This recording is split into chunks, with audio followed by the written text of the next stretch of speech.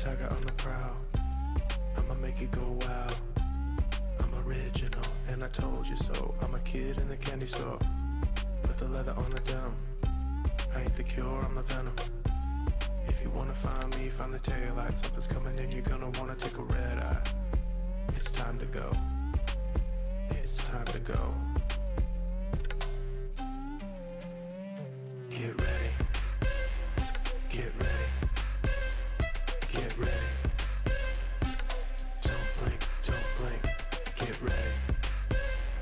Get ready. Get ready. Don't blink, don't blink.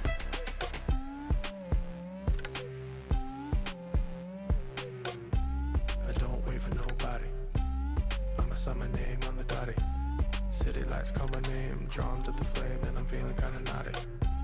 I hit the ground running, step out the door and I'm stunning. Better hold tight cause you know what's going down. I'm setting the pace cause this is my town. So get ready. Get ready. Get ready. Don't blink, don't blink. Get ready. Get ready. Get ready. Don't blink, don't blink.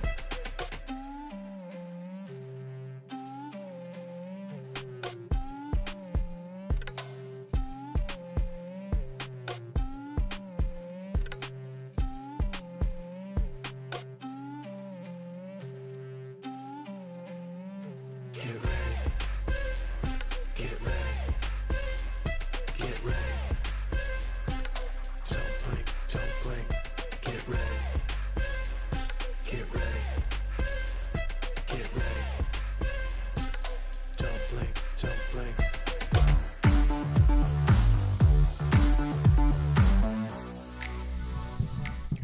Good Wednesday to you all. Happy Hockey Wednesday. I hope you're having a great one, and I hope that you and all of your family and friends are doing well. Keely down FHumpires. This is What Up Wednesday, and we have quite a tasty little fun treat today. We have all social media is abuzz with that Jorrit Croon goal. We're going to talk about that using the edge of an indoor stick, some indoor rules updates that were just published by the FIH, and talking about attackers' gloves at the PC. So there's a lot to get through, and I'm looking forward to it. I'm a little bit distracted today, some technical issues, as seems to be the want on a fairly regular basis. When you have the opportunity to update some technology just before you go live, say no. Just say no. That's the right way to do things. Just so you know. Okay. Sorry, just trying to center myself. Okay. Hi. All right. Saying hi to everybody in the house. Goddard's here. Nick, Eva, good to see you. Scott Riley is here. Shane. Simon is replay squad because England hockey likes What Up Wednesday so much. They're doing their own. Kat is here, and William, Kevin. Sorry, I'll flash through because I had that from before. Nick, Goddard's. It takes a lot of courage and confidence to go on Twitter and say, yeah, I caused a goal to be scored because it hit me and it went in and it shouldn't have been a goal. That takes a lot. And I think it really speaks to the level of rapport that you have with the whole community in your area, that everybody's like, yeah, but it was a great game. We didn't like the result, but it was a great game. And that is everything. So I just want to say well done to you. I know you're never going to feel good about that kind of incident and having a goal score on you, but it happens. There you go. Oh my gosh. Dennis is here, and man, his mustache is disgusting. He really looks like a cop, like just completely like a cop. So we're gonna see how long that lasts. And I guess the both would probably be Olivia. So good to see Olivia. I hope you're doing well. Or maybe she's at school, and maybe it's Vic. It's so hard to tell. Why would Vic want to watch umpiring stuff? I don't think she would. Mike McCartney's here after a Clifton College Taunton under-18s all-weather umpiring. What, is it not sunny and beautiful there, the way that you guys have been bragging about for the last little while? Hi, Matt. Good to see you. Okay, wet Worthing, so I'm starting to get the whole rain vibe. Is that the right vibe? Probably. There you go. Oh, and Kevin did the opposite. He stopped a goal for his team while playing by throwing himself into the goal just before the ball hit. Are you hockeying correctly? I'm not sure if you are. Hi, Ben. What's happening? What did Hamish do? He's in trouble, and he might be in trouble with you as well. Boy, this sounds serious. Is this matter for public consumption? Should you be commenting about this? Sounds really bad. Okay. Glad that he didn't volunteer to do that very wet one. Good to see you, Mike. Hi, Matt. Could have been worse. Yes. Mr. Hugh, 10 or 20 years ago, semifinal EH Cup. Yeah. We have stories. I had a story from when I was in a Canada West. It was a playoff match, and my colleague on the other end, the ball hitter, and deflected into the goal, and very sadly she left umpiring very soon after, which is not the story you want to hear, right? You don't want anybody to ever take that so onto themselves that they stop umpiring, but maybe it was a straw that broke the camel's back, more in that person's case. But anyway, I like to pour one out for all the umpires who have been hit by a ball and it's gone in the net. Hi, Stefan. Good to see you. Oh, very rare opportunity for you. That's very nice. There you go. Okay, let's get into our first topic here. And I'm really excited about this one. Because, yes, the internets have been a bit abuzz. The Jorrit Croon goal for Blomendaal. And here it is. En dan komt dit moment, Jorrit Croon met een waar kunststukje. Een fantastische goal, misschien wel de mooiste van zijn loopbaan. Jorrit Croon, de keizer van het airhockey. Een schilderachtig doelpunt. Eentje om in te lijsten. En de 3-2 voor Bloemendaal. Dat is zo mooi is nog The poll is up. Feel free to put in your thoughts. I'm sure many of you have already seen it in great detail, but nothing wrong with giving it another look.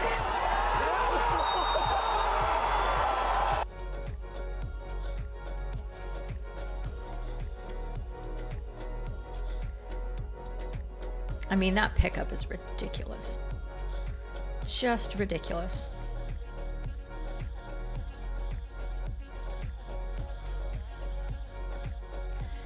Hi, Yope. Good to see you. All right. As you're starting to get your thoughts in order and your thoughts into this, I think the consensus out there in the community actually hasn't been too weird. As always, there's a divergence of opinion being expressed.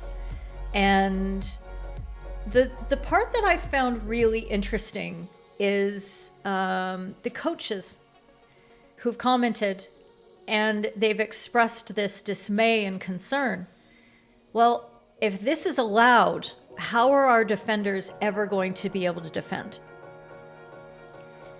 And the first thing I would say about that is I would love to see some defending happening in this video, but none does occur.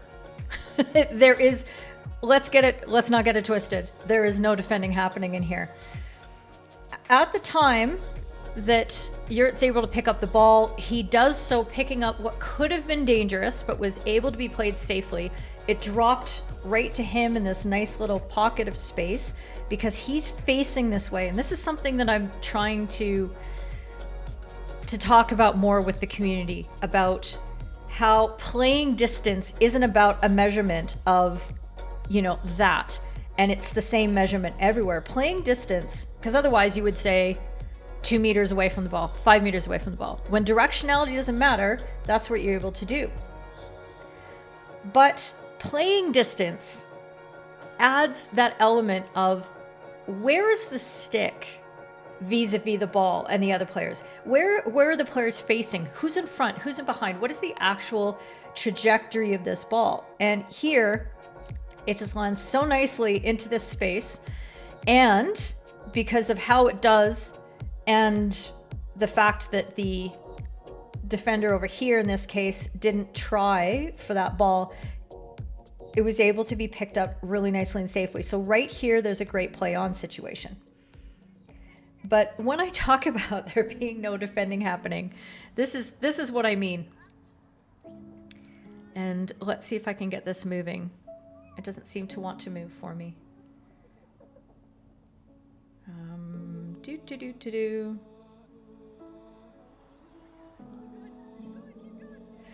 And that's because I need to do this first. Okay, I got this. So as Croon picks up the ball and he continues to lay it on a stick, I'll also make another segue, another comment, because I want you all to get your comments in that I can go look at in a couple of minutes. But when we talk about receiving aerials, for example, and that pocket in the rules, it says that the ball needs to be controlled and on the ground before an opponent can attempt a tackle. No. On the ground is an archaic idea of how the game is played. It's old-fashioned, it's outmoded, and the wording in that rule, that particular provision, just hasn't kept up to this. This is not an aerial situation. This is just a deflection and a dangerous ball situation. But that notion that control is only expressed when the ball is down on the ground clearly isn't the case. So anyway, at this point, what we've got is,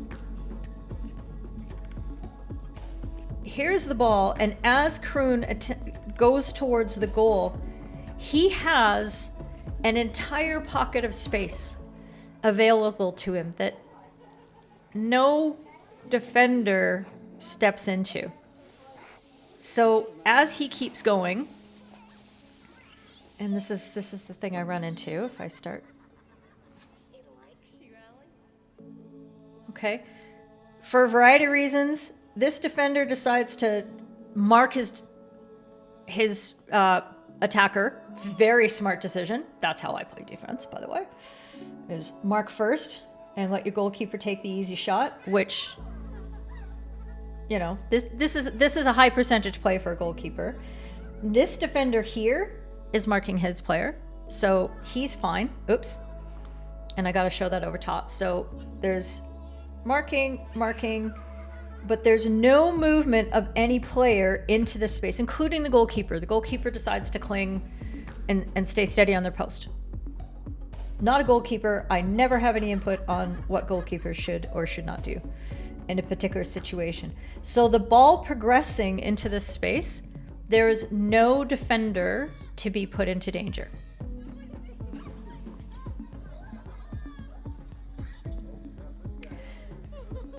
So that brings me to the comment of the coaches who say, well, how are we supposed to defend this tomfoolery, this witchcraft, this magics? How are we supposed to defend against it? And it's pretty easy. Defend. So if a defender had moved into that space and been prepared to attempt a tackle, as soon as that attacker moves towards that defender, the onus is now on them not to create danger for that defender.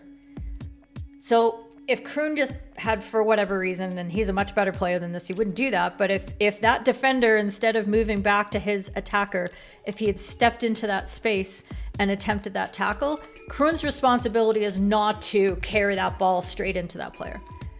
And I've shown clips where decisions have been absolutely correctly made, where that 3D skill, whether it's a dribble or it's a carry, as long as it's going away from a player, that attacker is behaving responsibly vis-a-vis all his teammates or all of his opponents.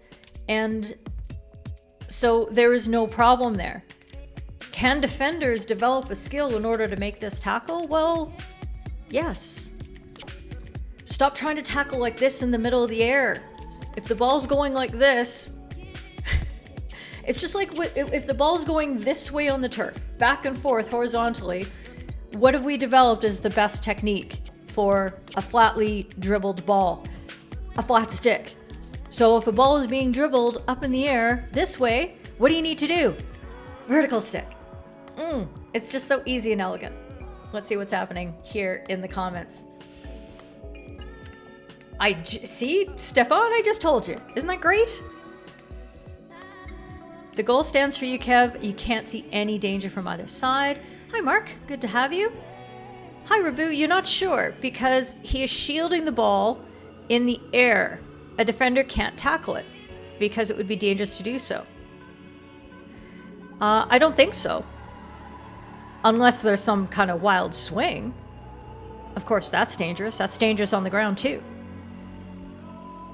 But defenders are permitted to try to tackle this ball. They may commit a stick obstruction if they miss the ball. But a defender, if an attacker is carrying that ball straight at that player, that's danger on the attacker. They're the ones deciding to carry the ball in that manner. Mike? For Shane, cleanly takes the ball without danger, and I really need to do this. I don't know why I'm giving myself eye strain. Clearly takes the ball and plays away from other players without creating the danger. Yes. Stunning. Chef's kiss. I mean, imagine being the umpire in that situation. You see this goal. Like, do you not just explode from joy at the hockey? Do you not just go, wow? And you do all that you can to restrain yourself from applause. Nick, completely legal. If the ball was on the floor, no one would have said a word. True. It could have been defended, Godders is saying. If a defender approached from in front, and then the attacker would have to do something different. Yes, the attacker would have to move around that player. They would have to put the ball down on the ground and, you know, look for other options without creating that danger. So there you go. Just stand in the way. And you know, okay, so I'm not an expert at 3D skills. Definitely not. But what I have noticed is that it's far easier to move the ball from side to side when it's on the ground than when it's up in the air. And I know some of the best players in the world absolutely are practicing that skill, and I've seen it used a few times. Probably I could count on one hand how many times I've seen it used in a game where it was successful. It's very, very tricky. So,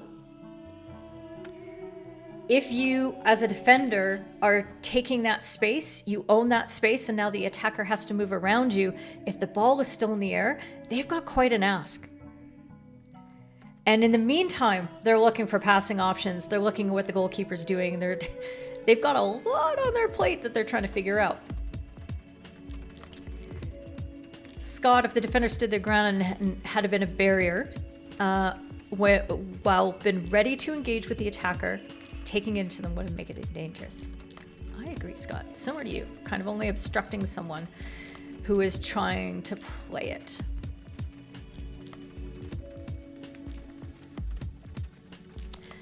Yes, so it's not a shield of the ball because the ball was still available. So getting back to Rabu's question, which is a really good one, and absolutely we've talked about this sort of thing, but the ball was sitting on the stick, and it is still tackleable.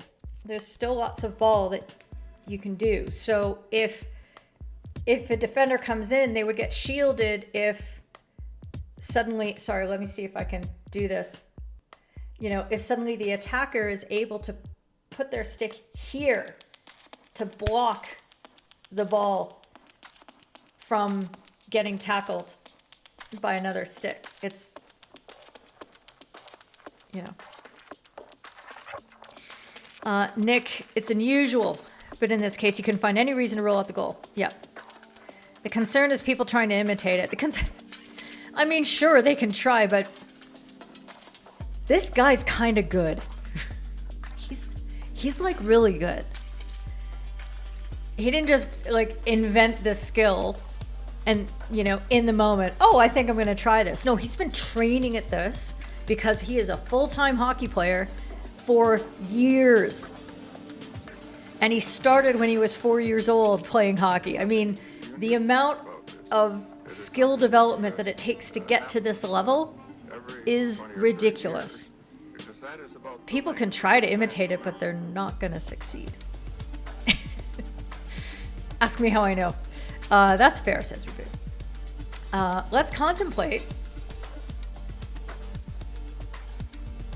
how we umpire defender tackling a ball in the air 3D skills and who has the onus to not create danger or play the ball dangerously. I think I've touched on the various things. What I expect a defender to do in this situation, if they are attempting a tackle with a vertical block and they don't make a wild swinging motion across, I'm watching the defender stick, and as long as they're not moving it significantly and the attacker comes in and the ball is being bounced up and down, for example, you know, as it usually is in this kind of situation, it's not usual that you've got a hurling carry or anything like that. Any stick contact is going to be initiated by an attacker who is moving their stick back and forth. So it's not technically a shield, it's just an obstruction by an attacker if a defender is tackling appropriately. Cat, you can't rule it out because generally you don't see the danger. Had a defender tried? Yeah, you'd have a bunch of other circumstances to keep there. Look, we're not gonna drag the keeper here. What is it like when somebody does something that you have rarely defended, if ever? It's not easy, so we're not gonna drag the guy. N2 had to lose his attacker and face the carrier.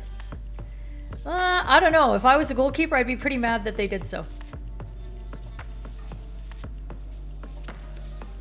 Defenders need to mark. Number 2. Yes, no, he needed to mark. Because as soon as he jumps, Croon would have started to bring the ball down, bounced the ball off the turf to the guy that had been jumped from, and then it would have been an open goal.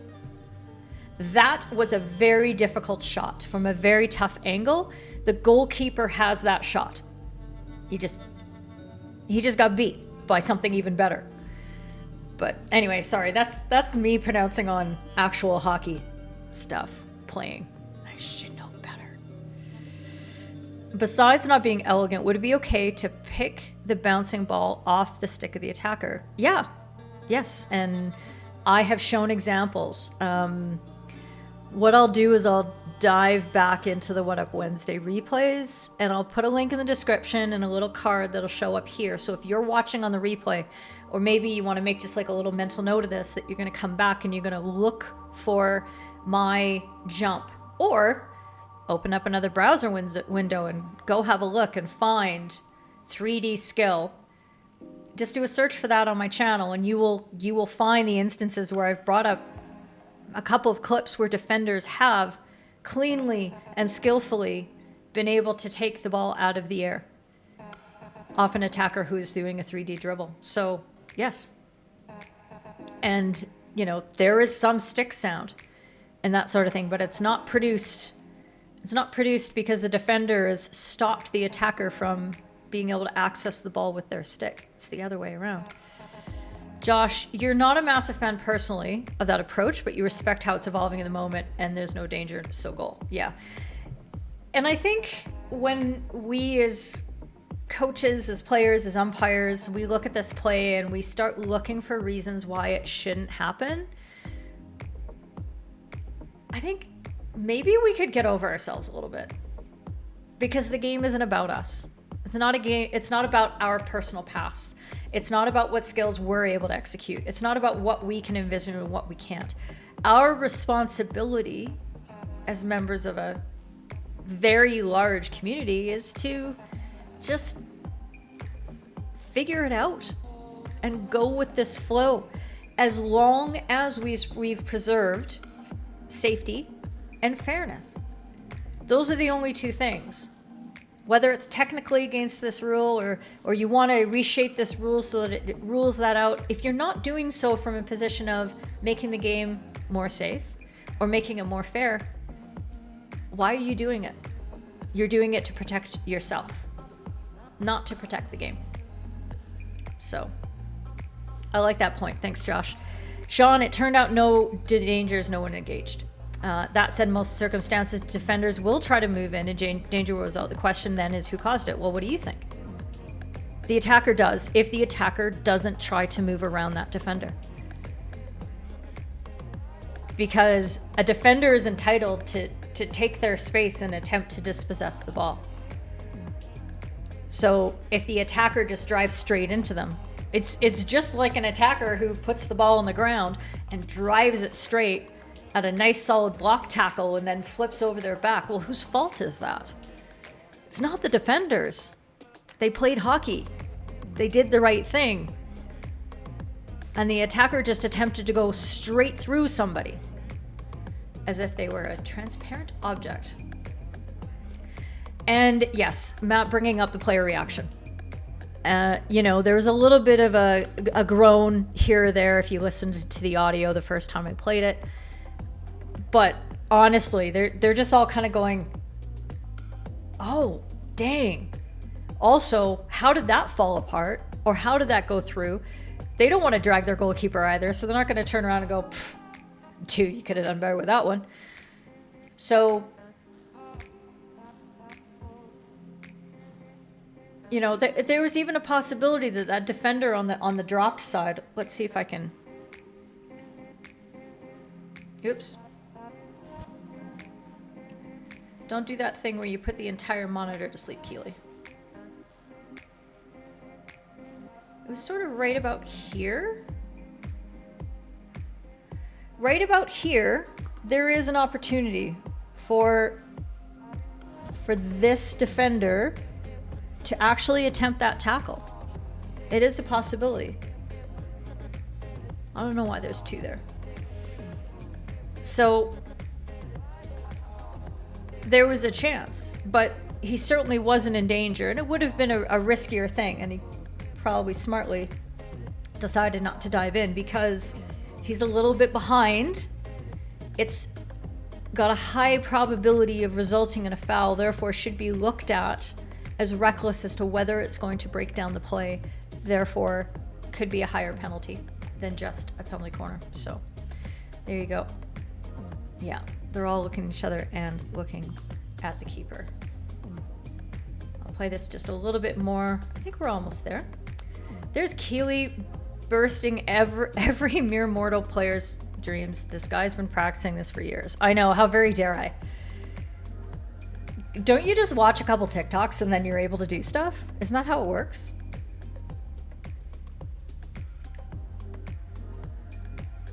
I don't think so. Do you remember that time at band camp where goals counted as double? Oh, the EHL. That was a fun experiment. That was awful. It should apply to that one. Yeah. As a keeper, Kat, you have no idea what to do. You'd be like, I think you have the potential here as a keeper to be a bit more aggressive.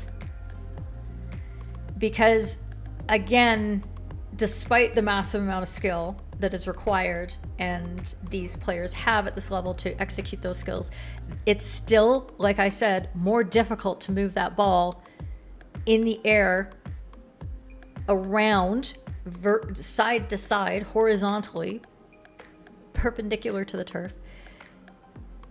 When it's up there, it's difficult to control the ball. It's difficult for you to control your body and the ball when you don't have that extra surface that is anchoring the ball. You got gravity.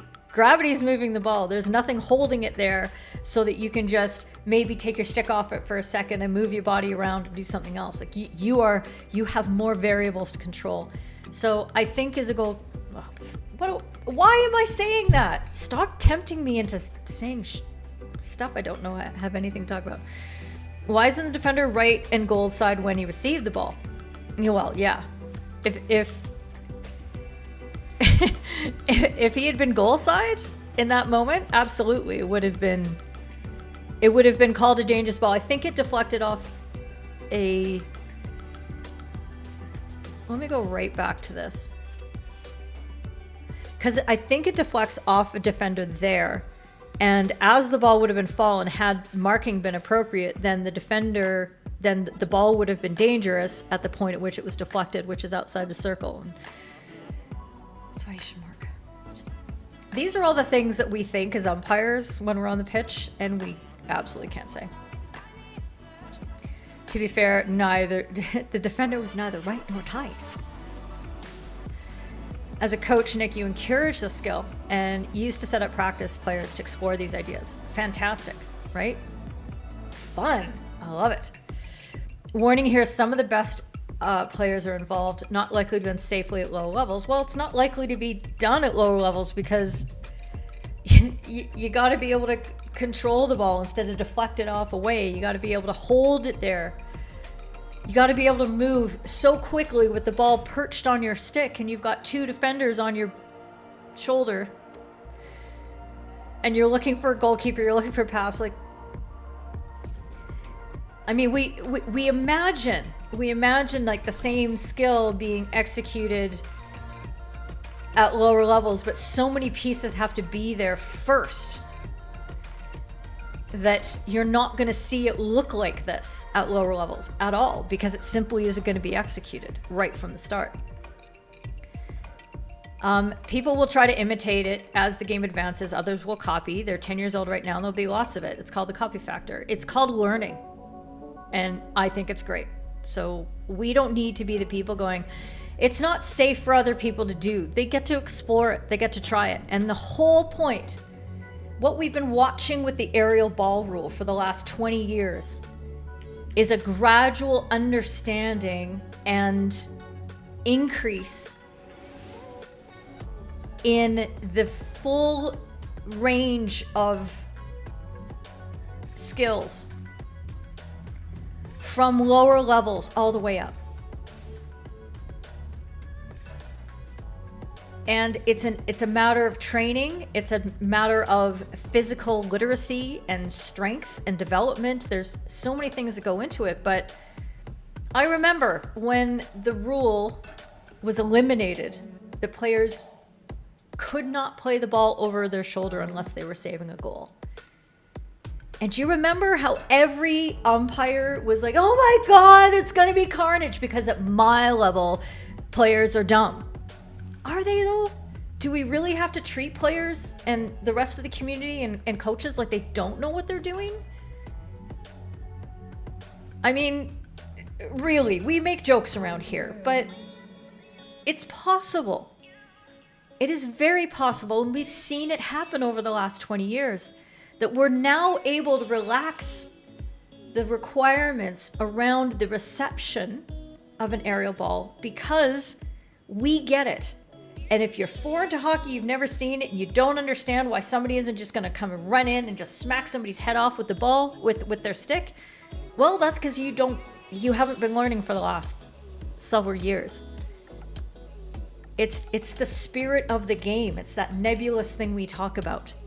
That's what it is right there in the aerial. So we don't have to freak out about this. I mean, you're welcome to. If you want to go running around and being all freaked out because at lower levels people are going to die, go ahead. See if it serves you. You might consider an alternative where you approach this development with curiosity, with openness, with an eye of joy towards the game, and see what it can do. I think it's a lot more constructive.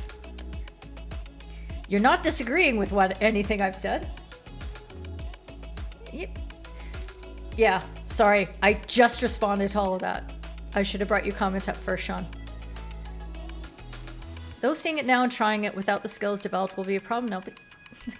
But if you can't pick a ball out of the air, you're not going to be carrying it into the circle like that. The skills have to develop. It's going to be okay. Guys, it's going to be okay. 20 years ago, one guy could flick the ball 50 yards. Now every under 19 women's team has at least one player who can do it. In every game, everywhere. Yes. Yes. And that's a good thing. Ooh, Kev. Dropping the hammer. Drop!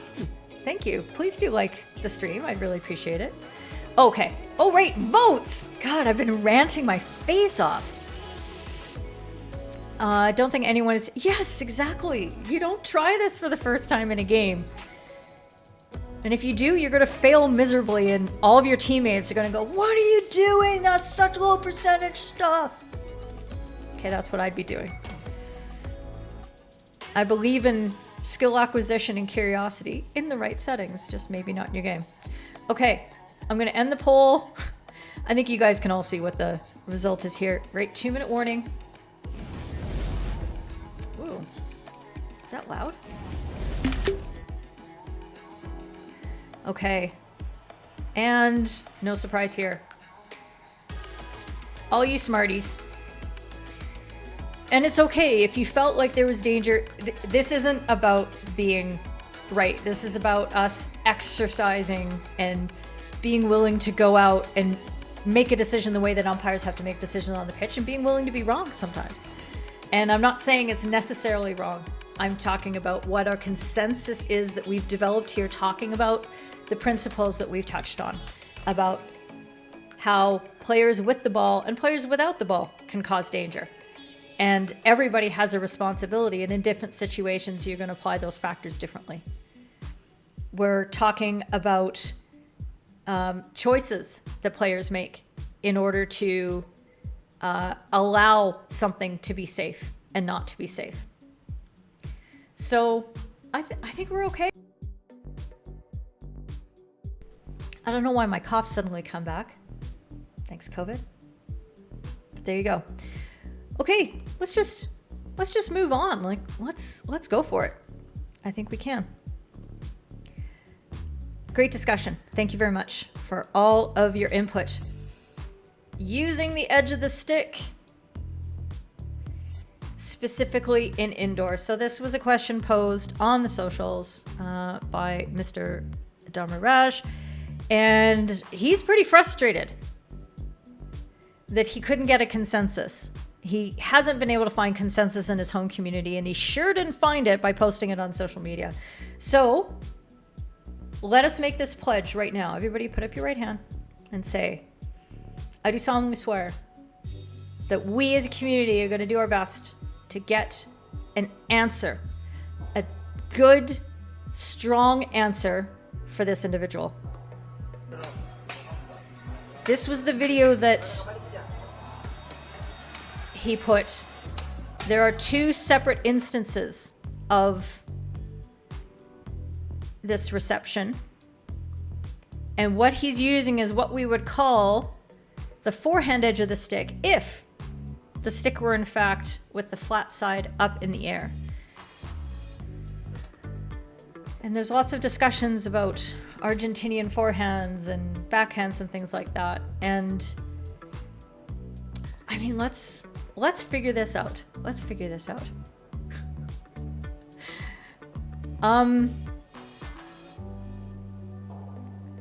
Before it ends, just don't forget. You know what? I know somebody who is, what is his title? Head of creators or something? Anyway, he's a prominent YouTube creator named Rene Ritchie. If you like Apple specifically, you may have stumbled upon him. And fantastic guy, just an absolute sweetheart. He got hired by YouTube because he's so good at outlining all the... Anyway, I'm going to ask Rene Ritchie and say, hey, do you have a second? Settle this once and for all for me. Because I've heard contradictory information, so let's find out. You don't, I think that's the biggest foul here, is playing indoor flip-flops. I already say that. They are 100% backhand. Radislav? Come here. Come here. So, you know how sometimes when you get super declarative about something and you don't back it up with stuff, you get yourself into trouble. So we're going to go through the facts. We're going to actually look at some rules. So let's see if I do this.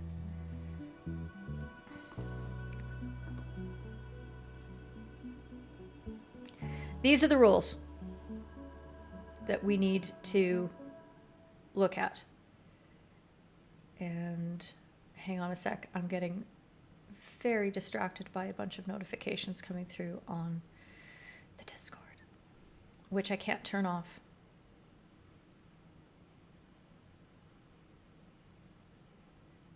Just in case a moderator wants to get in touch with me. Okay, there we go. So this is in the back. I don't need to show you the part of the indoor rulebook that says that we can't use, that we have to use the flat side of the stick. This is in the appendix, and it's two sort of different sections in part 2 of the appendix about equipment specifications. And 2.6 here says,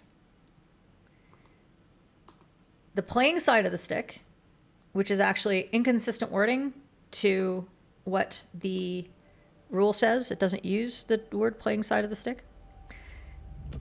I've talked about this before. We're not going to worry ourselves about it. Is the entire side shown in figures 3 and 4 and the edges of that side. So the difficulty is in determining what is an edge of something that is a rounded surface. There is a point and then there's a rounded surface. And then determining what part of a rounded ball actually comes into contact with that edge.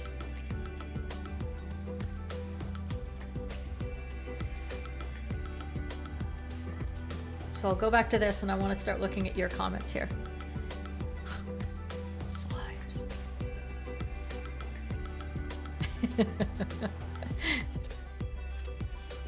I'm glad you appreciated the lean in.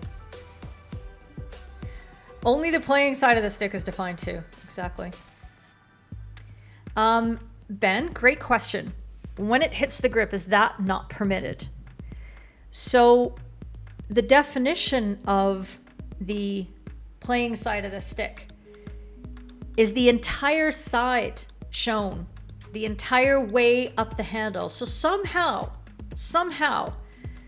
it's hard enough to determine what the edge and what the other side of the stick are when there's actually a flat side and a rounded side. Imagine having to do that with an actual round handle. It's ridiculous, but I received word and clarification directly from a member of the rules committee saying that yes, in fact, those imaginary lines that go up the sides of the stick do continue through the handle. Therefore, the back side or the other side of that, those two imaginary vertical lines is not permitted to be used.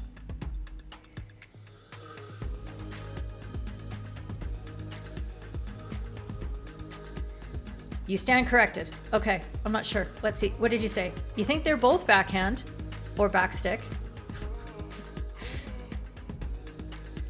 And now you stand corrected. Well, tell me, Rabu, what is it that made you change your mind?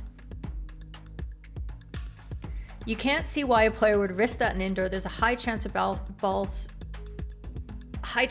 backstick being called or lifting the ball. Okay, now this is interesting. I've seen this a couple times about, well, it's highly risky to be called a backstick. No, it's not it shouldn't be that it's highly likely an umpire is going to get it wrong. What the players should consider is this actually a backstick or not? And umpires should be calling it correctly. So if the question here, the issue for a player is, it's highly likely an umpire is going to misunderstand what's happening here and therefore call me on a backstick. Now we've got problems. We've got problems and we need to straighten it out. And that's why we have this conversation. Because at least this little corner of the internet, we're going to get this right and then we're going to tell our friends. Okay? Now, the other risk that Graham mentions, the risk of lifting the ball, yes. Now, if you don't have the angle of your stick smack correct, if your edge is turned down even a few degrees more towards the ground, then you are going to have, so the toe of the stick starts raising the air instead of it being that nice and flat. You can see that the hook of the stick is nice and flat on the ground in both of these situations. Then, you know, we're in business here. So as an indoor player, I'm watching this and I'm realizing that we have a fundamental problem here with stick design and glove design and the way in which we're trying to play this game. Because the reason that he's trying this skill that is riskier for an incorrect play is that if he turns his stick so it's facing flat out, his stick is actually perpendicular to the ground instead of parallel or flat on the ground the way it is now.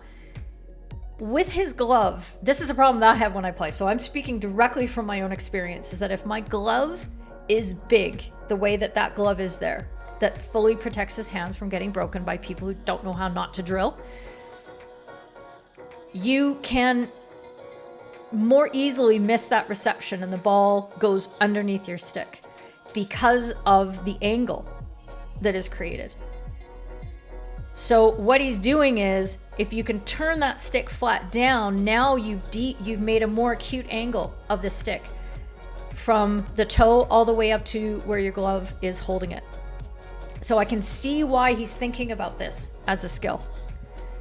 That a method of reception that gets around this problem of the gloves being too big and the stick being, you know, the toes of the sticks being designed as they are. Do we need to bring back the old stubbies? The old square toes? I think so. Lou, as long as there's no play on the backside of the stick, play on. Well, yeah, but that begs the question. Is this the backside of the stick? Rado, you blow it the following way. If the stick faces up, you have the same case. Okay. It's okay if the stick is facing up. It's facing down, as in the video, back stick, same for the handle. Okay, that blows my mind. I do not understand that logic at all. You're going to have to try that again. Why is one edge okay and the other edge not? They're both edges of the stick. They're both the edges. The entire playing side of the stick and the edges, not the edge, the edges of that side. I might be completely misunderstanding, so please fix my brain for me, because that seems like a bunch of who to be. I didn't know I could stop myself there. Rabu, you guess there isn't a real difference between an edge on the inside of the stick and the edge on the other side. Both seem to be included in the image. Yep. As I just said. If you play a tomahawk outdoors with the same edge, is it okay? You think not? Okay. Friend, that's because the rules of outdoor are different than the rules of indoor. Because you can contact the ball, you could push it, you could receive it in outdoor with either edge. But what you can't do is you can't hit. So, or you can't hit hard.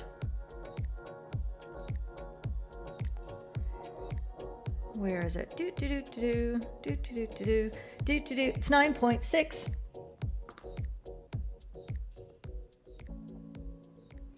9.6 here.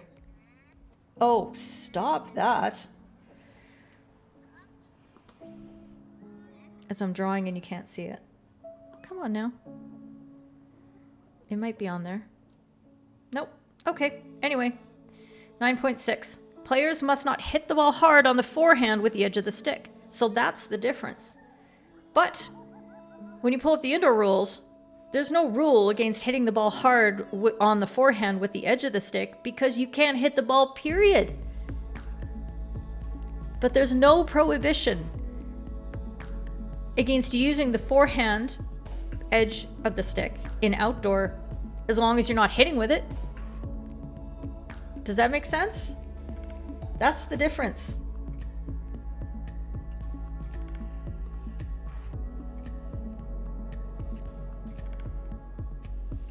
You don't have to.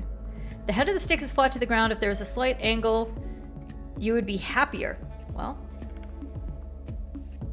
but are we seriously unhappy? Are we concerned? Do we know for sure? Hi! You have missed me going to this slide a few times, right? I guess so. Here's an idea. If we're in the middle of a discussion, you might want to take that playhead, pull it back in YouTube, and then you put me on 2 times speed. Okay, 1.75. And then you catch up with everything that's been said. Herewith I presenteth unto you the rules. Wood sticks had a back. Better to find edges in a back. Carbon fiber sticks are one flat face and a curved face is a smoother join. Yeah, there's a bit of construction issue. There's all kinds of stuff. And these toes that we're using, and we've got these extended toes because it helps us with, again, edge skills like spinning the ball. Whatever you call it, a curly cue, I don't know what the term might be in your area, but when you nestle the ball in that crook of the stick, it is absolutely being played by the edges. And you can spin it around and move it in all kinds of different directions. Zero loss of contact with the stick, is what I'm trying to say.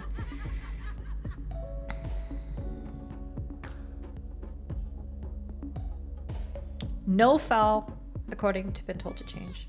The ball is contacting the edge above the apex, but on the wrong side of the edge. Okay. Now, Rado, that is the best argument you can put for this being a foul. But is it? I'm certainly not saying that for the first example where it hits it higher up on the handle because we've got no clue where an actual edge is. So this here, it's fine, especially when he's kind of moved it back. But there, that is the ball contacting, is the apex of the ball contacting away from that edge? How far away from the edge is far enough? And you know what the point is, gang? Here, why are we looking for reasons to blow our whistle? Why? If it's a highly unreliable skill, such that the ball's likely going to roll over your stick because it's difficult, then that's going to make that call very easy. I think the fact that the ball doesn't roll over the stick means that it has indeed contacted the edge for the purposes of any kind of discussion, meaningful distinction we want to make.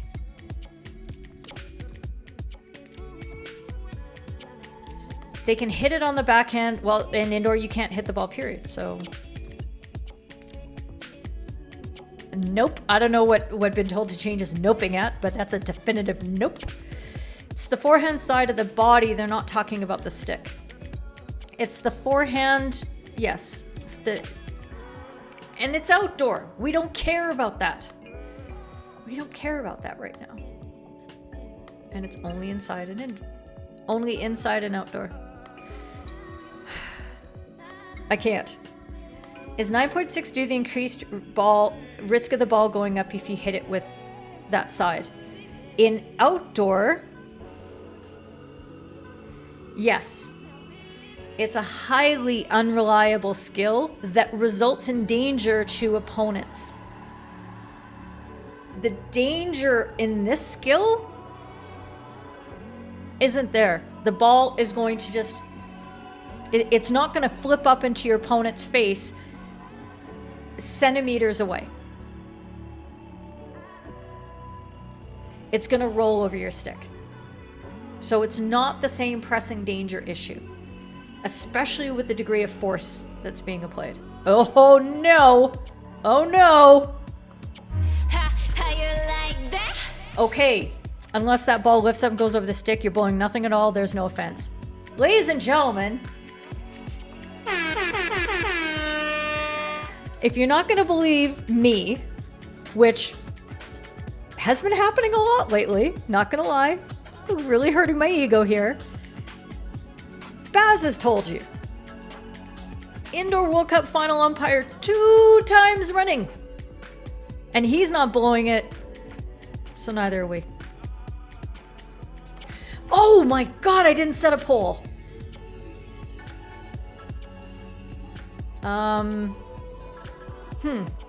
Okay, I'm not going to set a poll now. Because I'm bullying you into the answer. No, I don't want to do that. But I really... I just... Rado had the best argument. Which I think you refute by saying, well, if that is happening, the ball should roll over. Does that make sense? Rado, tell me, does that argument make sense to you? Put your ego aside. You and I, we've got a relationship here. We have a rapport. We understand each other. Okay? If this makes sense to you, please tell me. Because if it does, you're going to determine the course of this argument right now. You've always thought the allowable playing surface should be clearly designated on the stick. Challenge the stick makers, but would make it clear. Yeah, if we're looking for little technical tic-tacky things to call. But we're not. We're not, because almost everything about when we have to draw technical distinctions is actually because it's a danger issue. I think we're okay with this. Oh, Luke's finally here. Okay, I'll start from the beginning. From all you've seen, you don't see a foul. Yeah.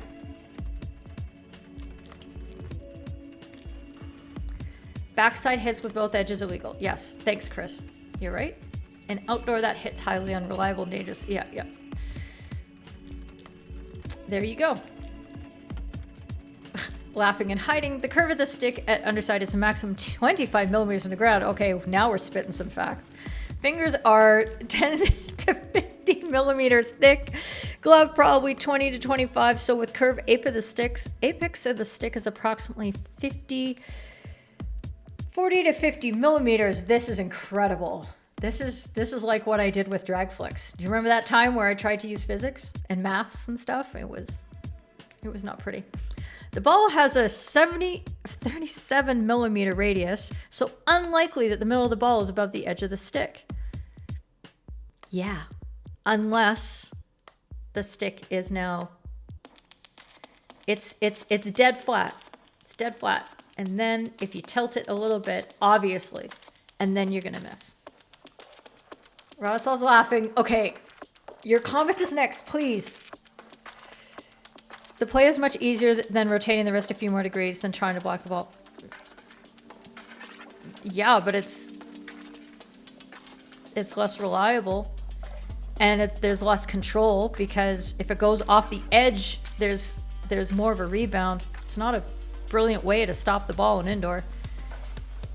If it was, you would have been seeing the Germans and the Poles and the Austrians doing this for the last 20 years.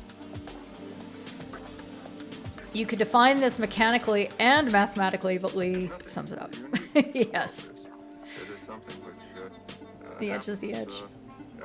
Assuming is okay. No indoor stick with such curvature around, otherwise I would send a pic. You still haven't told me if you're convinced yet. That is the answer I'm looking for, Rado. This is you. This is all on you. Does it make sense to you that it can only contact the stick above the edge if it goes over? I'm not looking for hijack. Oh, you're not. God damn it. Fine. Okay. Then I need a majority.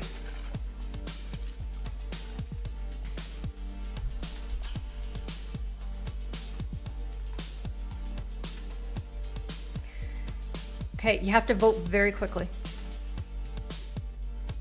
What time is it? Oh my God, it's already been 1. Okay, vote quickly, everybody. And I probably have to give this a minute.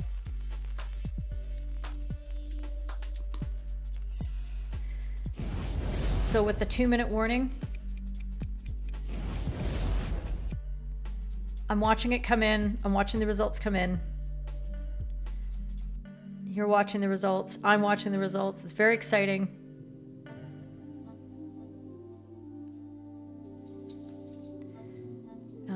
And I'm just about to end it, so get in there. Get in there. You pressed the wrong one, cat! Okay, well that means that we can inflate the number. Rado, I think you're in trouble.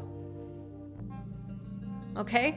And now this is the next part, is that for all of us who are on the other side of that argument, I want you to take into consideration, you have me. I'd like to think that my opinion matters because nobody thinks about this stuff as much as I do. You've got Lee Barron. You've got several other members of this chat. And then there's you, who are now currently sitting at, with 25 votes,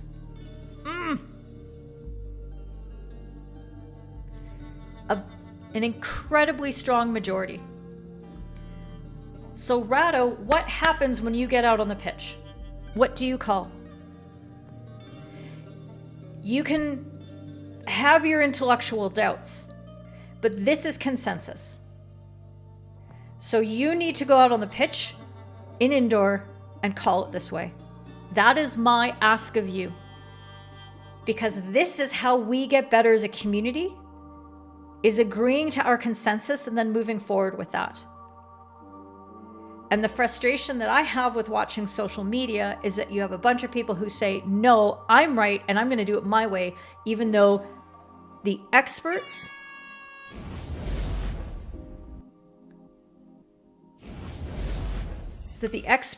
and the opinions given there are so clear. And Rado, this makes me so happy. You have no idea. It really does. This makes me incredibly happy that you're willing to say yes. Okay? It's hard. It's hard.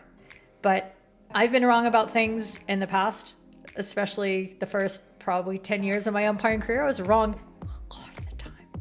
I'm a lot more right now that I don't pick up a whistle as often. Kev,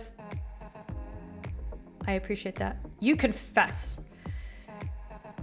You're flabbergasted. Nick, you're flabbergasted. This is haberdashery tomfoolery. This is very British of you.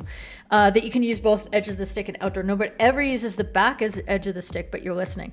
It doesn't happen very often because it's an inconsistent skill. You don't train it very much because there's better alternatives available. And the only reason I can see for Mr. Raj wanting to use his stick in that manner is that it's more, he can exercise that skill more proficiently than perpendicular to the ground because of the gloves. The gloves are the problem. If only we could just get rid of drilling entirely. You'll do it for the community. But you are part of the community too, and your job is also to transfer out this amazing knowledge that you've gained today. The access to the opinions that you have. Dare I say, not just opinions, but the expert analysis that you have access to. You get to take that to your community now and help share that and spread that around. And that's how we build consensus. You've seen one player do it in outdoor as well. Yeah, I mean, I've seen it occasionally in outdoor. It's just not super, it's not very smart. The difference between social media and our community, we're willing to admit we're wrong in order to change our perspective and become better umpires and better people. How you like that? Thank you. You can't wait for the indoor season in Germany to start. Well, Rado, you could have come over to Canada. You could have come to Calgary 5 weeks ago and you could have started indoor. Because that's how we do things around here. Back of the stick restart with a no. Thanks, Shane. It's always a pleasure to have you in the house. Okay. Indoor rules updates. Indoor rules updates. Okay. So this came out. I mean, there's no better time to publish rule changes than on Remembrance Day, Veterans Day in the US. Is it not the same? Was it not Remembrance Day? I guess I'm not spending much time on Facebook these days, and that's where I get all my news about UK observances and holidays. But anyway, so last Friday, this is the weird thing. So in this email, it linked to both the new 2022-23 indoor umpires briefing, talking about trapping, and in this paragraph, gives us a summary of what those changes were in the briefing, and I'm going to take you through them. Trapping, taking penalty corners rule. I'm going to have to. I didn't notice that. And the use of the protective equipment. Those were the ones that I looked at. And then the rules of hockey. And this is interesting.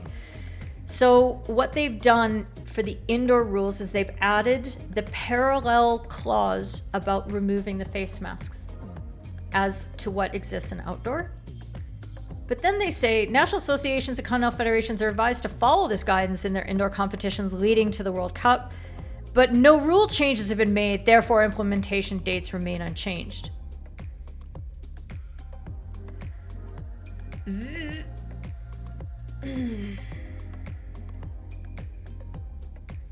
So let me show you.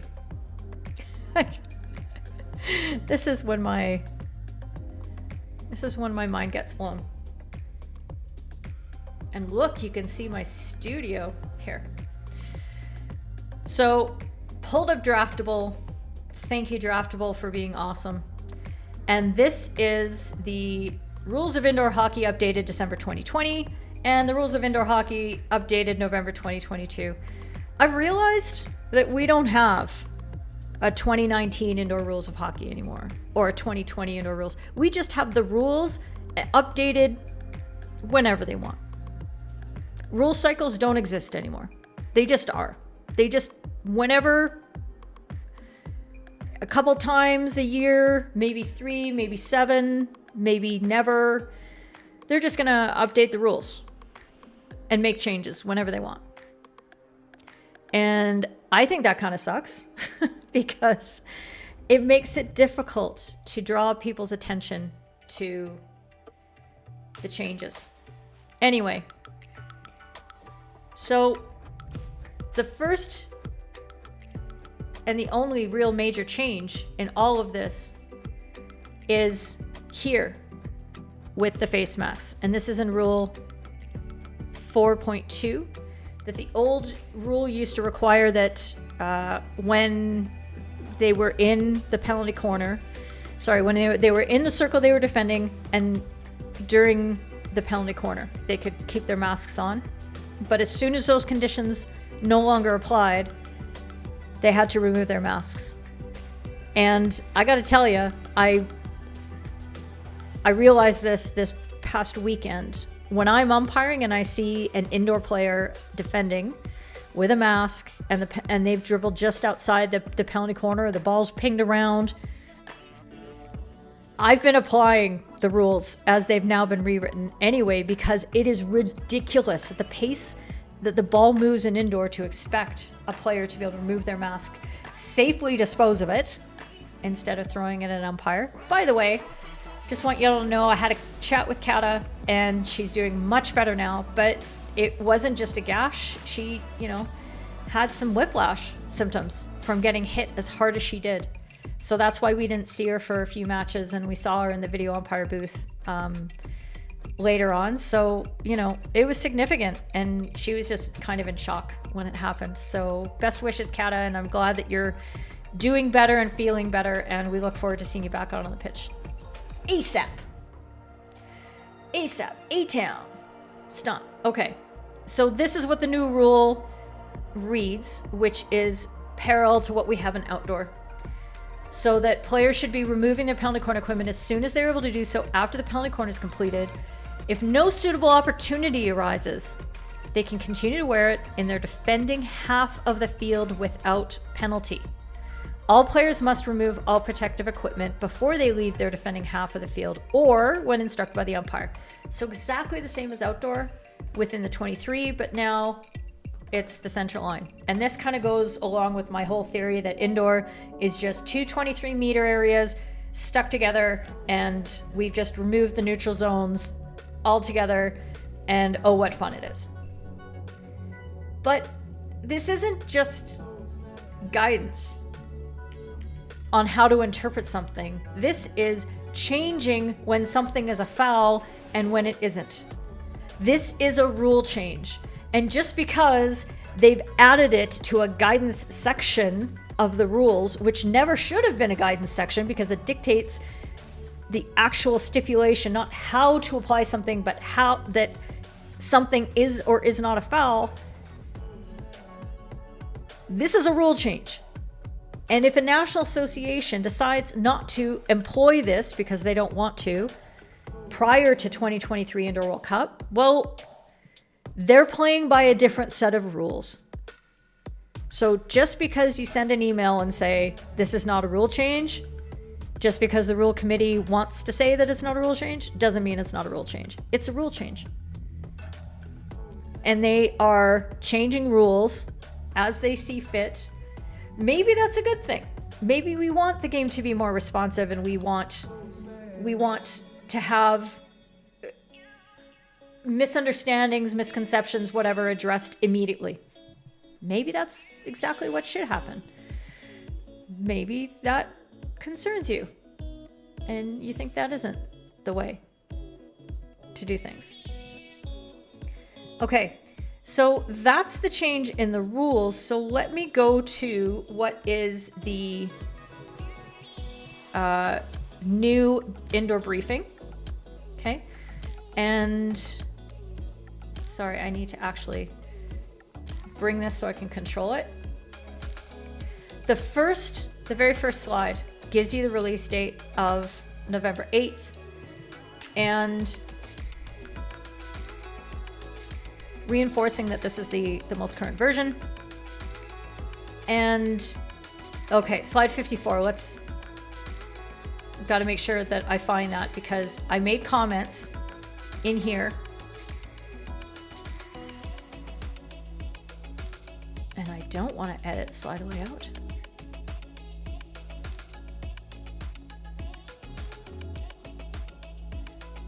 Okay, and I wonder if that's going to work. It's not. I got to get this out of the way. So this is helpful. It's nice to have this note. I certainly appreciate that. So let's buzz to the first change. This is actually the first change, is that they pulled this presentation of our brand and put it at the top in the front, along with this awareness recognition and the principles, the key pillars. and philosophy and all this kind of very helpful stuff. Okay, so,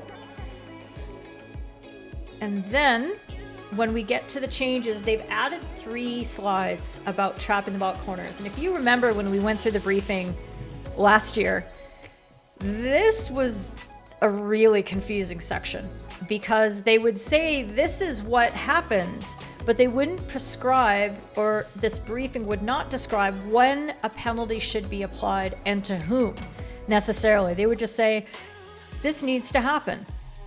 Okay, well, that's great, but do we actually call it? So here's an example of this new not trapping thing. And there, it's gonna play now. So this is not trapping when the player is not trapped and they have the ability to make a positive play, but refuses to try anything. So it takes a very long time, but eventually the free hit is called against that player. So we've actually incorporated now into indoor, and with the guidance from this briefing, we are instructed to penalize, I guess, what you would call passive play. Okay, here's another example. Oops. Okay, where a player doesn't have a lot of options. They're discarding their face mask very quickly, which is good.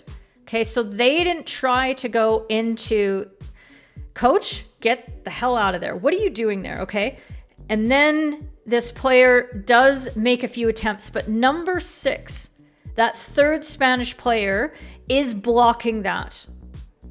That should be a free hit against, because she is cutting off that pass. So it works out. The player does the right thing, but that's what we're seeing. The red player 6 interferes when the opposition tries to pass the ball to either colleague who's waiting for the pass. So the free push needs to be called. Okay. So now we have 2 instances where it's very clear as to when a foul needs to be called. This slide isn't nearly as clear for me. Okay. So what you have is a player who goes into a corner.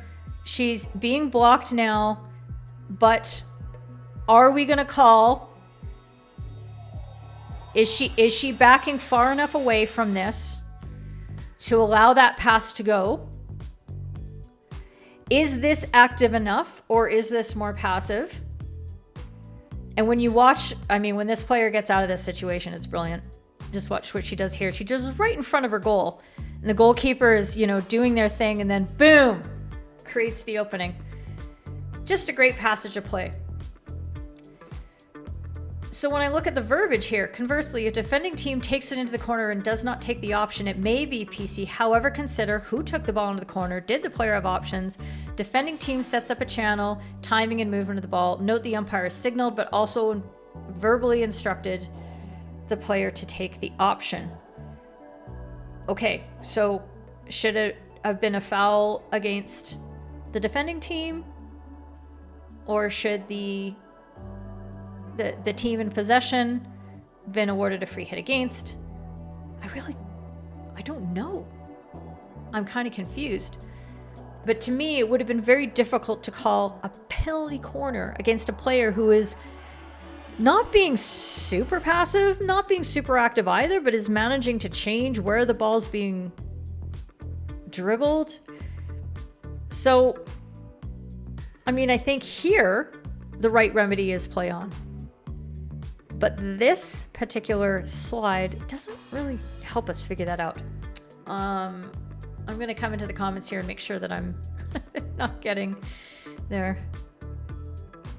There's your 13 slides on trapping. You better go. I love it. It's Armistice Day, Remembrance Day, Remembrance Day. All. Yeah, Veterans Day all on the 11th. There you go. Very good. Yeah, clear as mud.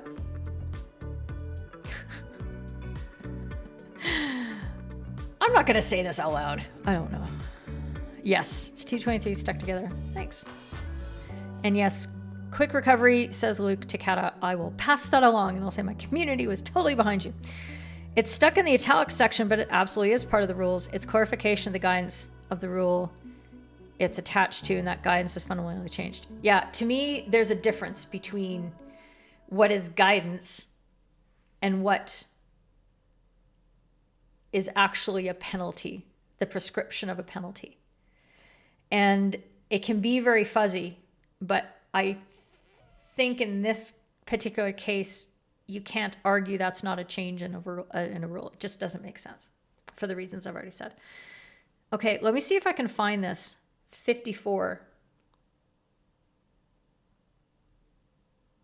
Because this slipped on me entirely. Management of PC. Let's discover this together. Shot at goal cannot be lifted unless it goes out of the circle first. If it does not go out... Oh!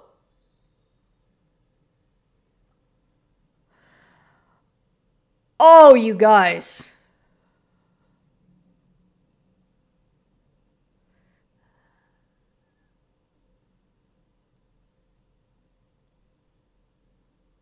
So, there was a time at band camp where we had a discussion in the past week about whether if a ball had not gone outside the circle and outdoor, and the ball is drag flicked at goal and hits a defender high, what is your decision?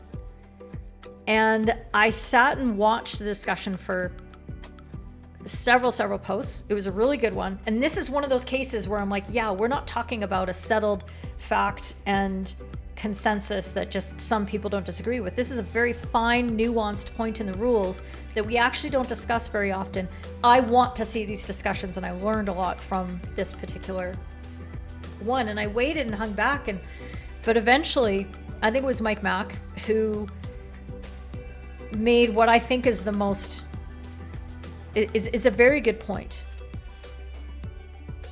which I reinforced by saying, why is it that when the first shot at goal, if a hit is too high, why do we call it immediately instead of waiting to see whether danger actually exists?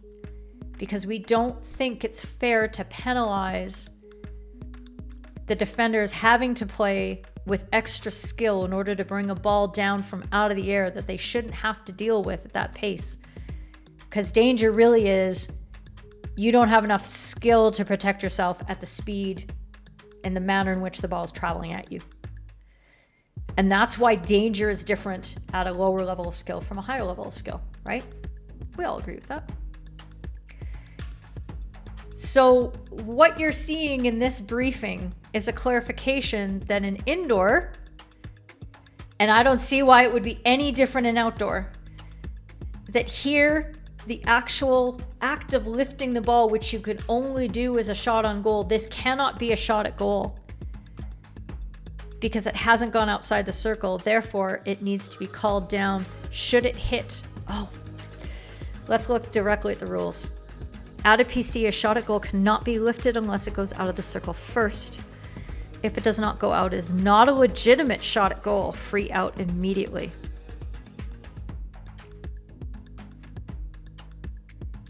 This is a big change. And again,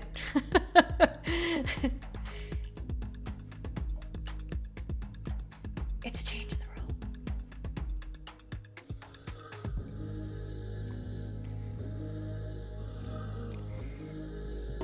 So the notion of what can be a legitimate shot at goal is only one that you can score on.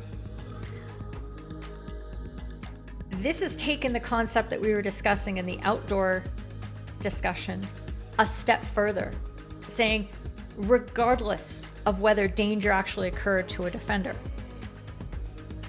it has to be called out immediately. Holy crap, my mind is being blown right now by the ramifications of this.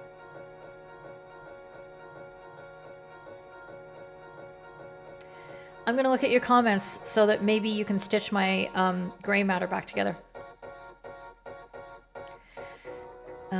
Let's see, where is my cursor? You're worried about how artificial the game could be with the inconsistencies. Yes, because again, this is, you know, Godders, you've been around and I'm sure you've heard me talk about this before, where trapping is one of those things that has nothing to do with danger, other than the fact that you're not going to drill it at your opposition if they've cut off that space and they're stationary and they're set.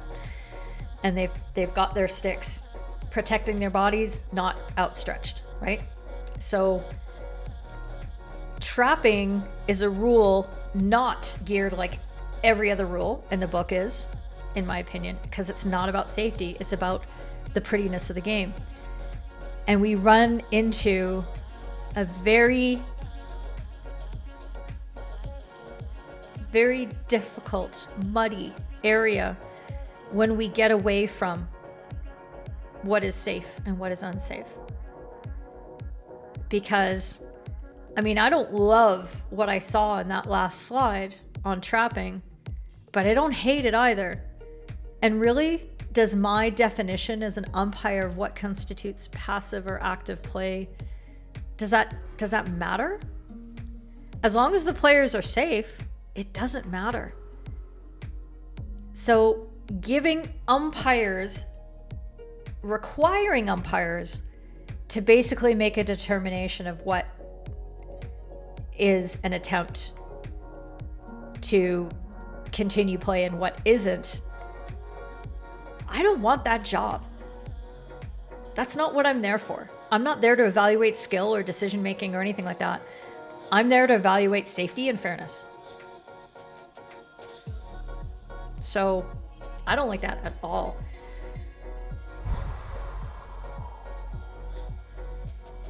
Yeah. Thanks, Chris. And I have a theory as to why that might have happened. Your reading of this indoor briefing is because it's not able to be a shot at goal. It cannot be lifted, so it's a free push. But if the shot is on the ground, then it's okay.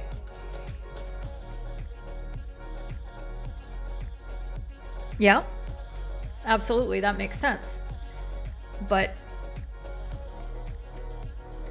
say it's not a legitimate shot at goal, takes it that step further from just what we were talking about, Mike, about it being dangerous to a player. Therefore, a penalty corner wouldn't be the right remedy if a player in outdoor gets caught with a drag flick high, because that shot can't score, so it can't be a penalty stroke. But should it actually also be danger? Because they shouldn't have to defend themselves from a shot that couldn't be a shot. You know what I'm saying? Only if the first shot is lifted, but still huge. Because of the height restrictions in indoor, it appears now it's deemed an illegal raising the ball. Yeah.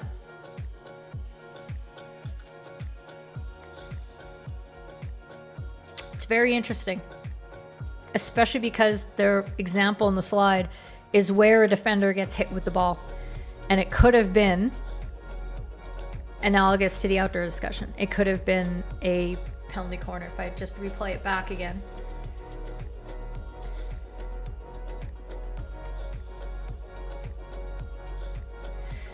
Baz, who's umpiring this? I can't see.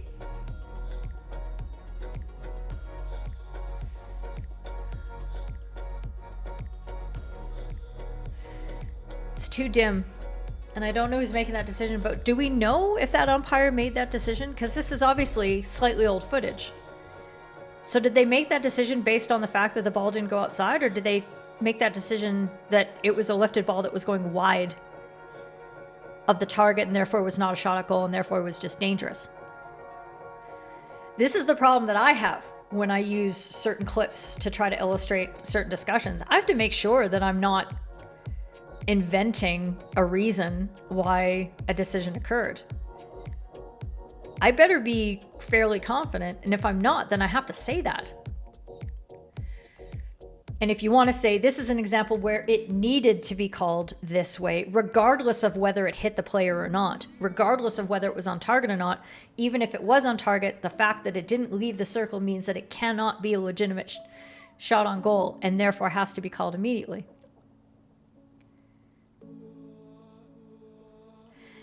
Is there any chance, says Nick, that anytime a rule is changed in indoor, outdoor, that the rules committee would think, is there an equivalent rule in the other version that we should also consider?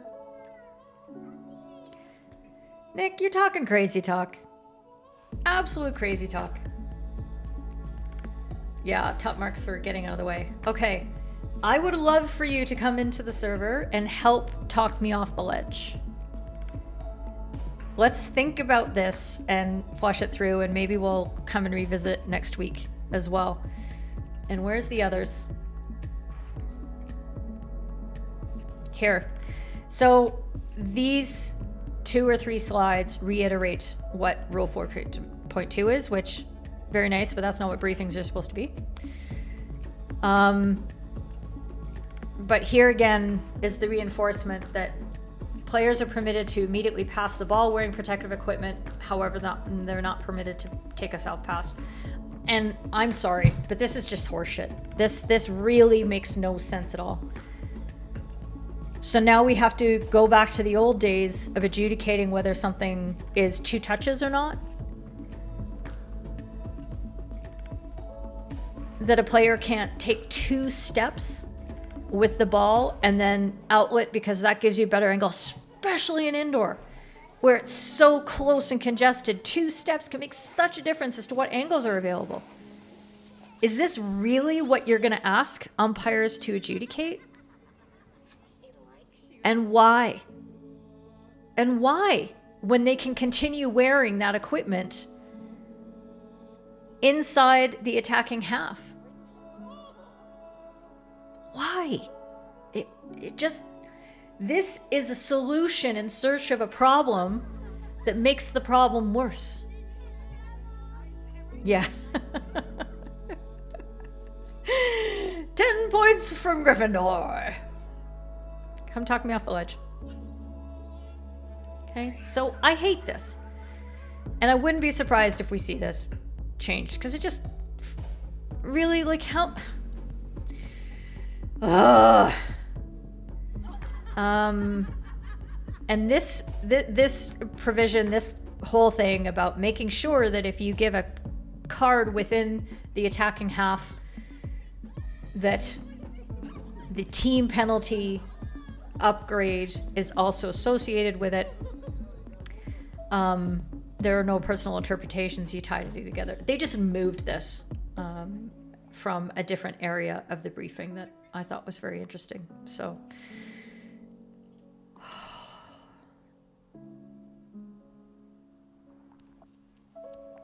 yeah, so many thoughts. Let's just get to the we'll get to the final topic because it's an interesting one. Oh, attackers goals at the PC. Did you see this?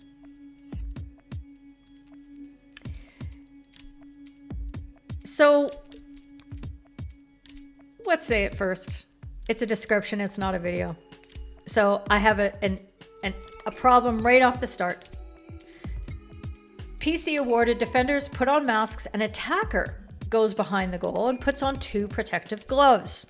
He then becomes the stopper in the PC routine and deliberately uses the gloves to stop the ball instead of the stick. Both gloved hands are on the stick. What would you do? Okay. Now, here are the rules. Players must not wear anything which is dangerous to other players. They're permitted, field players are permitted to wear hand protection, which does not increase the natural size of their hand significantly. Any hand protection used both for normal play and to defend penalty corners. So you can say there's 2 categories of players. There's the normal play, which can include attackers on a penalty corner, and defenders defending penalty corners must fit comfortably within that box. So, assuming that the 2 gloves that attacker used when executing that penalty corner fit inside that box, the wearing the gloves, not a problem.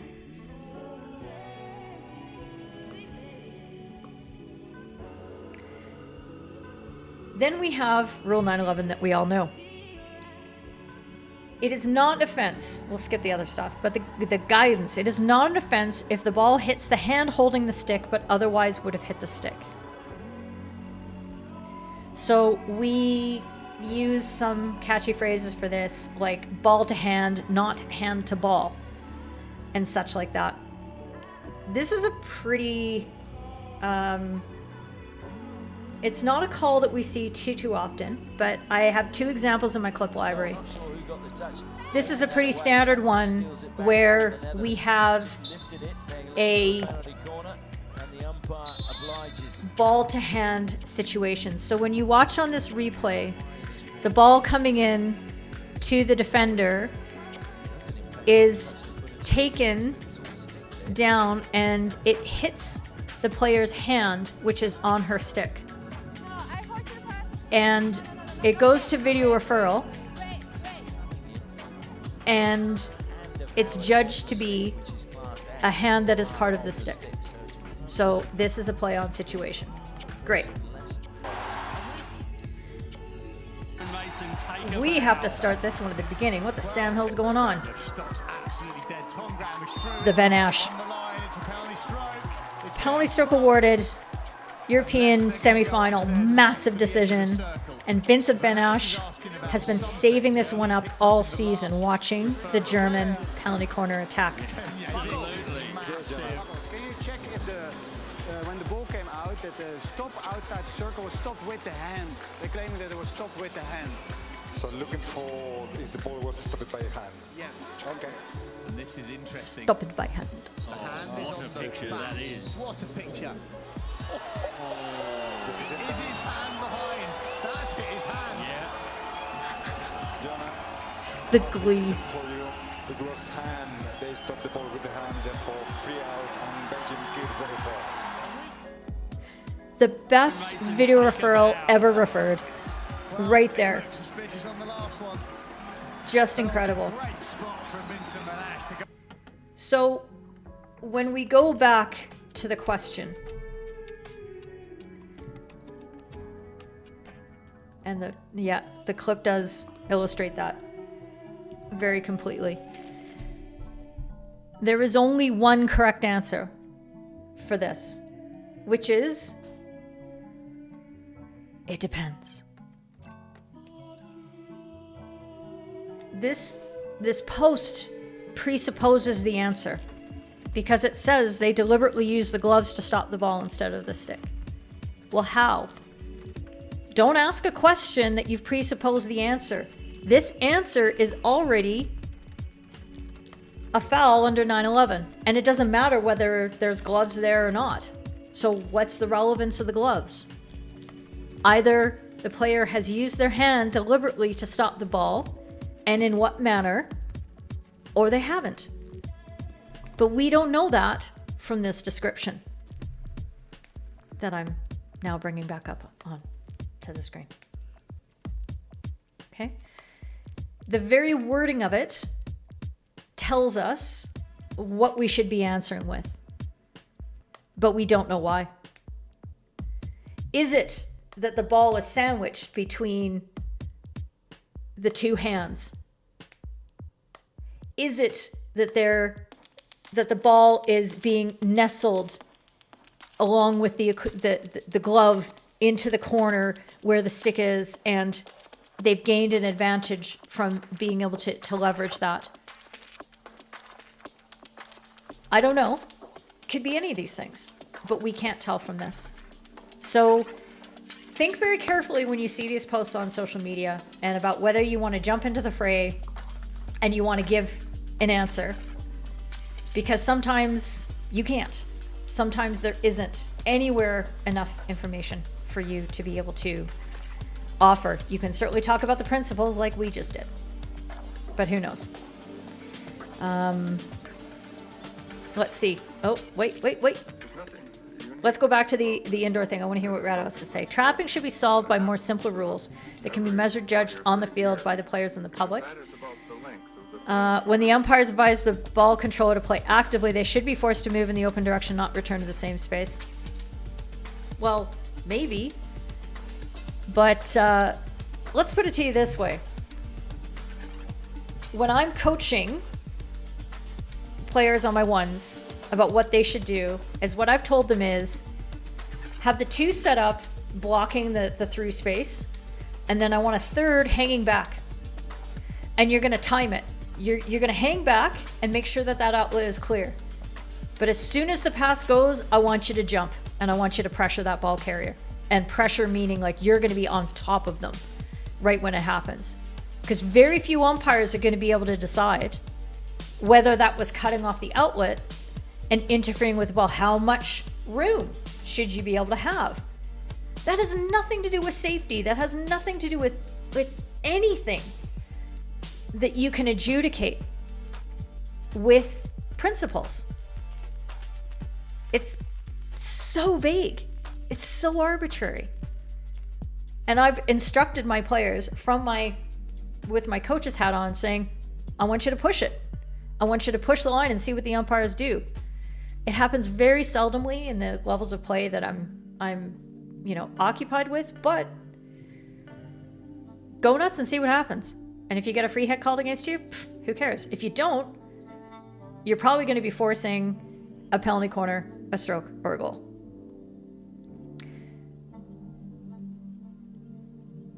Yeah, the directions are vague because there's nothing, there's no line you can draw.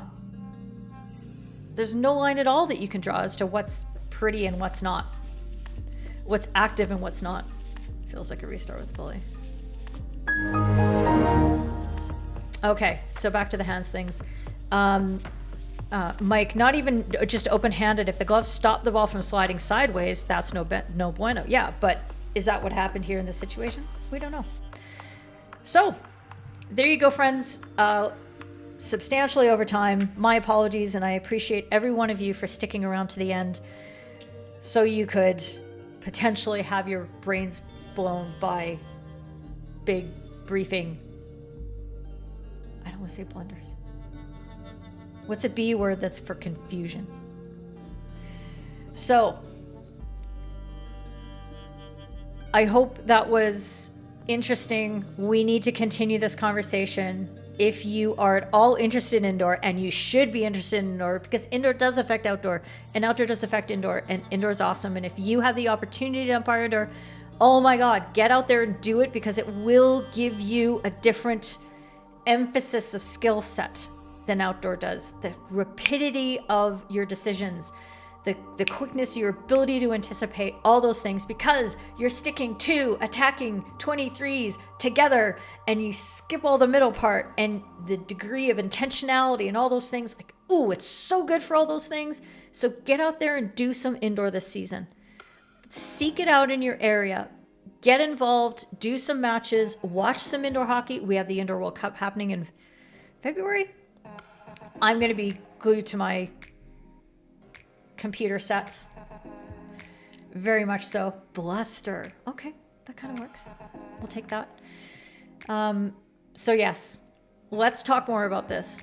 You're very welcome, Godders. And thank you all. Don't forget, now this is the perfect time. You watched the whole damn thing, and now you're going to press the like button. Okay? Thank you very much, William, and I hope you've had a chance to look at the course that you were so anxious to dive into, and let me know. And hopefully I'll be able to fix those 2 modules that weren't working properly that caused me so much problem yesterday.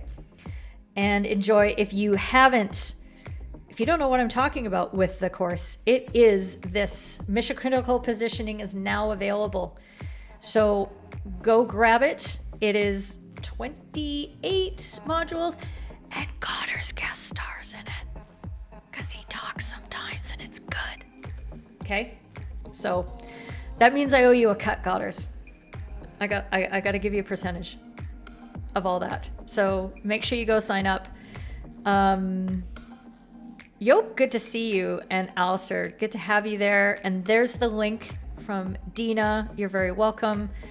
Good night. Good night. I did put some bits in the Discord. Oh, okay. Yeah, I was too busy trying to get ready for the stream this morning. Being 7 hours behind, my friend, not easy. You're very, very welcome. You'll update the Federation website with them shortly. Excellent. Excellent. And Rado, if you're not in the Discord server, why aren't you? Come join. Wait. Oh. Can you see that? You probably can't because those two things are overlapping now. Just get into the Discord server and come say hi, because that's where we do all the best part. 0.5%. Okay. Cheers, cheers. Thank you so much. And there is the link for the Discord. Okay, enjoy the rest of your hockey weeks, and we will talk to you very, very soon. Bye.